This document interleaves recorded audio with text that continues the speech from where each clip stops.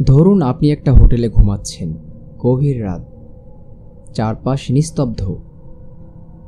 হঠাৎ দরজার বাইরে কিছু শোনা গেল।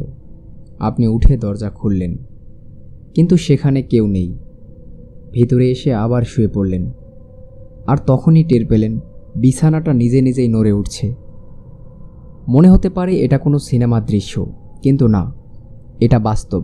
যুক্তরাষ্ট্রের ওহিও ইউনিভার্সিটির উইলসন হল নামের ছাত্রাবাসে এক ভয়ঙ্কর ঘর আছে, যার নাম রুম 428।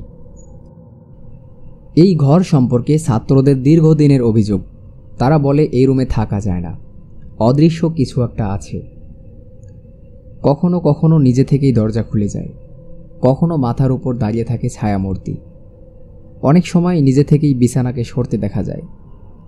বাতি জ্বলে ওঠে, আবার নিভে যায়। কেউ বলে মাঝরাতে কেউ কানে কানে ফিসফিস করে, কিন্তু আশেপাশে কেউ থাকে না। অনেকে বলে বহু বছর আগে এই রুমে এক ছাত্র আত্মহত্যা করেছিল। সেই ঘটনার পর থেকেই অদ্ভুত সব ঘটনা ঘটতে শুরু করে। একের পর এক সব ছাত্ররাই রুম বদলে নেয়, কেউ একটি রাতও থাকতে পারে না। অবশেষে বিশ্ববিদ্যালয় কর্তৃপক্ষ কোনো কারণ ছাড়াই রুমটি বন্ধ করে দেয়। বলা হয়ে থাকে একেবারেই সেই রুমটি সিল করে দেওয়া হয়েছে। তবে সবচেয়ে ভয়ের ঘটনা ছিল এক ছাত্রকে ঘিরে। তাকে শেষবার দেখা গিয়েছিল রুমের ভেতরে ঢুকতে। দরজাটা ভেতর থেকে বন্ধ ছিল। পরে পুলিশ এসে দরজা ভেঙে রুমে ঢোকে, কিন্তু ভেতরে কেউ ছিল না।